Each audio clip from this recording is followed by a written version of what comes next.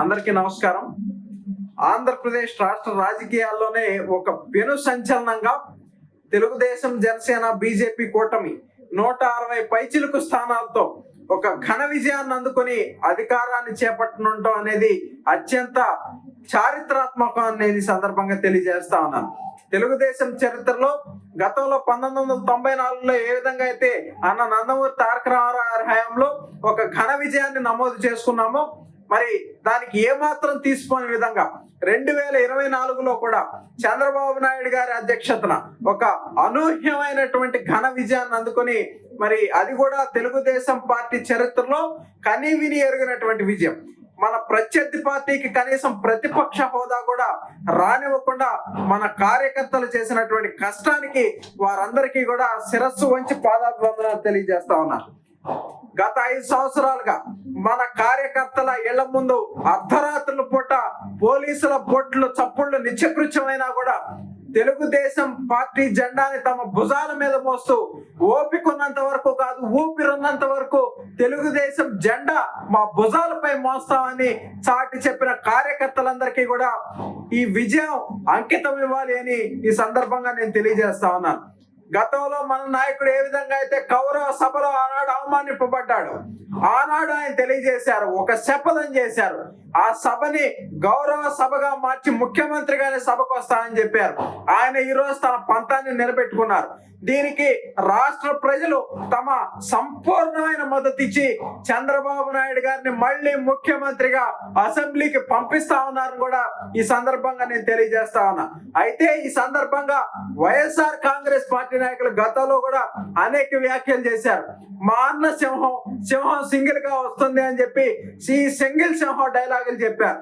అయితే నేను ఈ సందర్భంగా వైఎస్ఆర్ కాంగ్రెస్ పార్టీ నాయకులందరినీ కూడా ఒకటే అడుగుతా ఉన్నా, సింహం వేటకు వస్తే ఖచ్చితంగా పోరాడుతుంది తప్ప చచ్చిపోదు. చచ్చిపోయింది ఎప్పుడు సింహం కాదు. ఈ రోజు సింహం అని మీరు చెప్తా ఉన్నారే, అది వేటకు వచ్చి చచ్చిపోయినటువంటి పరిస్థితి ఉంది. కాబట్టి ఇప్పటికైనా సరే సింగిల్ సింహం డైలాగులు కట్టి పెట్టమని మీ అందరికీ కూడా తెలియజేస్తా ఉన్నా. అదే విధంగా మనం చూసుకున్నట్లయితే గతంలో ఏ విధంగా అయితే పిచ్చి పిచ్చి ప్రేలాపనలు పేలినటువంటి కొడాలి నాని లాంటి దుర్మార్గులు గతంలో కొడాలి నాని ఒక సవాల్ విసిరాడు. తెలుగుదేశం పార్టీ అధికారంలోకి వచ్చి చంద్రబాబు నాయుడు గారు ముఖ్యమంత్రి అయితే శాశ్వతంగా రాజకీయ సన్యాసం తీసుకుంటా అన్నటువంటి కొడాలి నాని తన రాజకీయ సన్యాసాన్ని ఎప్పుడు ప్రకటిస్తా ఉన్నాడని కూడా అడుగుతా ఉన్నా. అదే విధంగా ఇన్నాళ్ళు కారు కూతలు కూసి చంద్రబాబు నాయుడు గారిని అవహేళన చేస్తూ కేంద్రంలో మీ నాయకుడు చక్రాలు తిప్పుతాడా, బొంగరాలు తిప్పుతాడా అని వెటకారం చేసిన వాళ్ళందరికీ కూడా ఈరోజు సమాధానం చెప్తా ఉన్నాం. తెలుగుదేశం పార్టీ ఈరోజు జాతీయ స్థాయిలో ఎన్డీఏ భాగస్వామ్యంలో ఒక కీలక భాగస్వామిగా ఎన్డీఏ ప్రభుత్వంలో ఉంది అని ఈరోజు ఆంధ్రప్రదేశ్ రాష్ట్ర ప్రజలే కాదు యావత్ దేశం చెప్తా ఉన్నటువంటి పరిస్థితి కూడా ఉంది. చంద్రబాబు నాయుడు గారిని ఎన్డీఏ కన్వీనర్ గా ఉండమని జాతీయ నాయకత్వం కోరుతా ఉన్న పరిస్థితులు ఈరోజు రాష్ట్రంలోనే కాదు దేశవ్యాప్తంగా ఉన్నటువంటి ప్రజలందరూ కూడా గమనిస్తా ఉన్నారు. అది మా నాయకుడి స్థాయి, అది మా నాయకుడి యొక్క స్థానం అని కూడా ఈ సందర్భంగా తెలియజేస్తా ఉన్నాం. మాజీ ముఖ్యమంత్రి జగన్మోహన్ రెడ్డి గారు మాట్లాడుతూ ఒక మాట అన్నారు, ఆయన ఇప్పటికీ కూడా బుద్ధి వచ్చినట్లేదు, ప్రజలు ఇంకా ఆయన్ని మోసం చేశారని చెప్తా ఉన్నాడు. అయితే దానికి సాక్ష్యాధారాలు లేవంట.